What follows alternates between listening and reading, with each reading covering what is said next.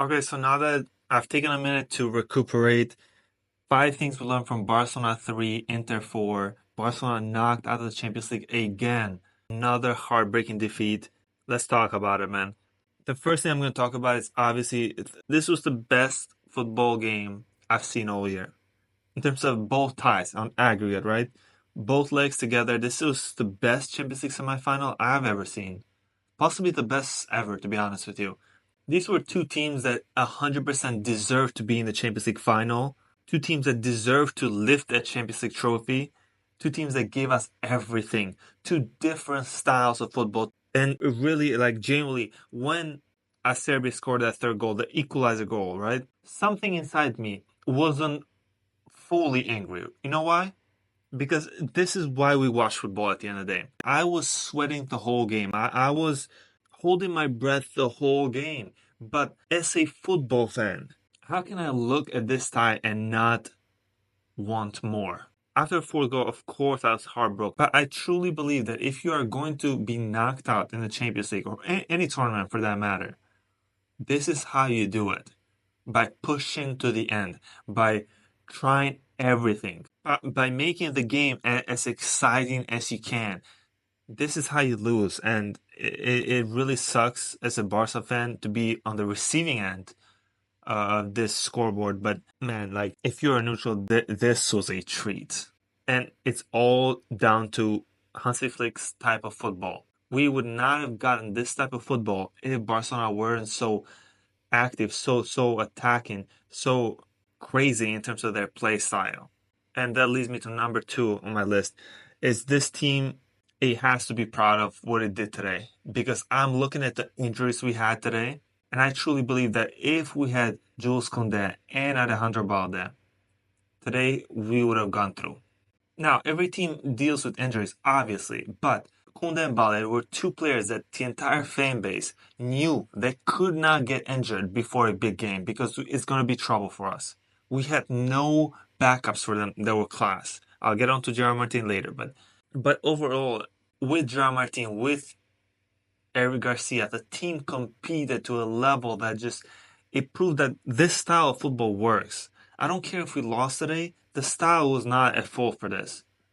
This is how I want to play football. This is what I want to watch. Hansi Flick has done an amazing job with this team in terms of gaining respect of every other European team. Barcelona today lost the game, but has the respect of all of Europe again. And that is something that we have not been able to say for years now. We will still keep pushing on. This is another step in the right direction. It hurts now, but it's again a process. It's building blocks. All you can do is use this loss to win later on. And that's what I think this team will do. But number three on my list, I want to talk a little bit more negative now. I'm sorry, but I'm not one to down on players too much, right? My own players, because I understand they get criticized a lot by Spanish media, by the overall European media, right? However, I truly believe that it's time to say goodbye to Araujo. And I genuinely cannot leave today without thinking about how Araujo changed the game for us yet again in a Champions League tie. But it wasn't in a positive mood. Now, when I saw the sub of Araujo coming in, right? I understand the sub because you don't have many options, so I get that part. But I don't think it was the right time to sub him in because Inter was not attacking. I thought a player like Christensen to play at the back was a better option. But at least I felt safer in terms of the defensive side of the game. But my brother in Christ, your only job is to defend.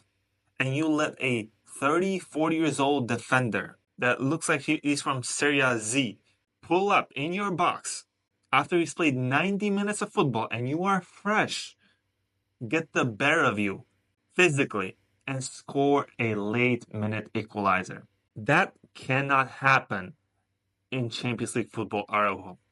But it does not end there because in extra time, we have a player who, in Marcus Thuram, has played 120 minutes, right?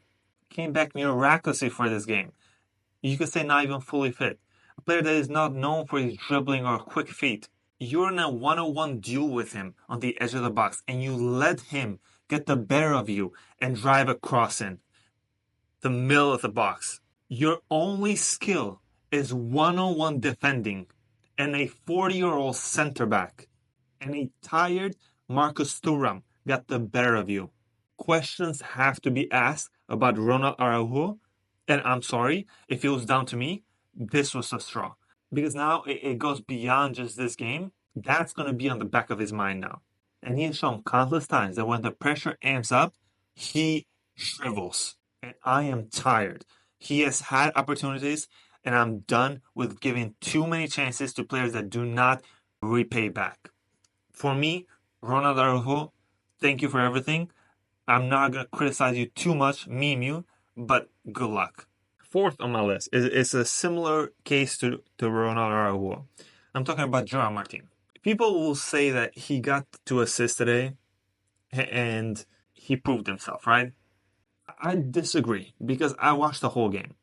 He had nice tackles, nice interceptions, nice recoveries, and I think once he got the assist, right, I think he grew in confidence a little bit.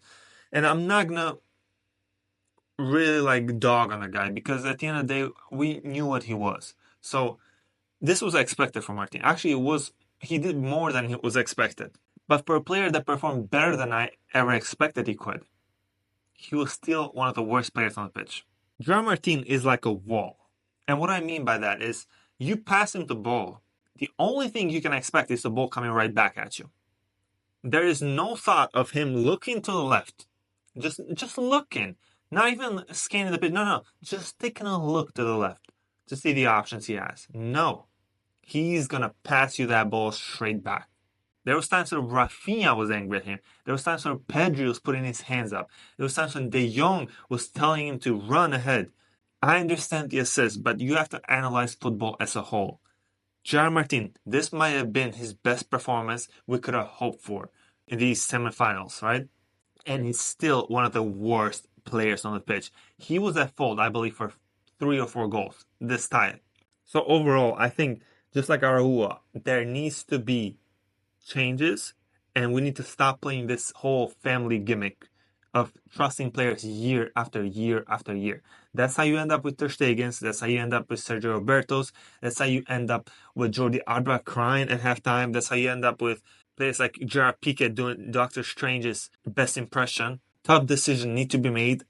I'm scared because I genuinely don't think they will be made this season. I think they're going to see this performance overall. They're going to go with it again next season.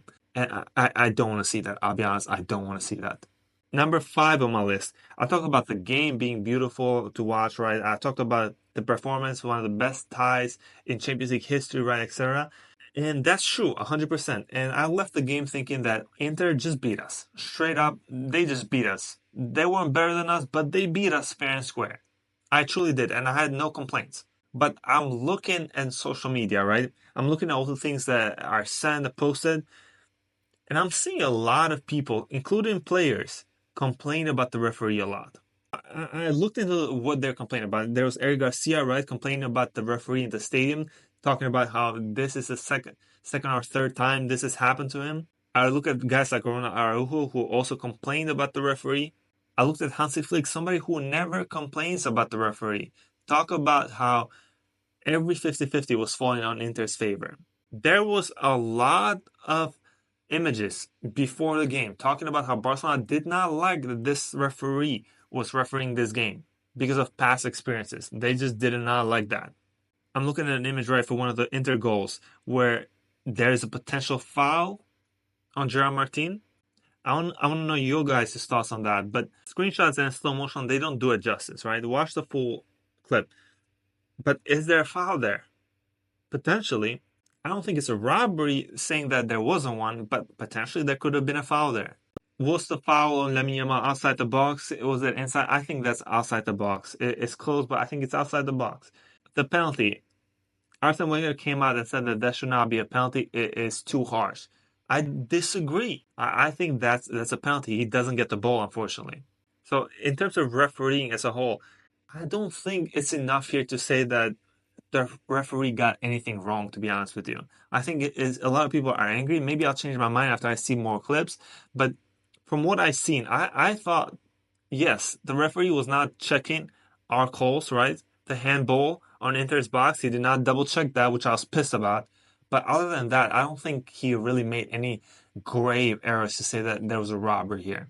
I think Inter, they won fair and square, as fair as you can be over the course of 120 minutes of football. So personally, I would not complain about that. I understand people that will, but that's not personally my thing here. So yeah, guys, that's my 5 things that we learned from this game. So like, it just hit me again now that we're out. That's it. No trouble, no Champions League after 10 years. This whole season of performances, all this whole journey, and we will not be in that final. Leave a like for the algo. Leave your thoughts down below. Comment, subscribe, turn on that bell notification to not miss another video, and I'll see you guys in the next one. TBS out, man. Absolutely shocking. Shocking.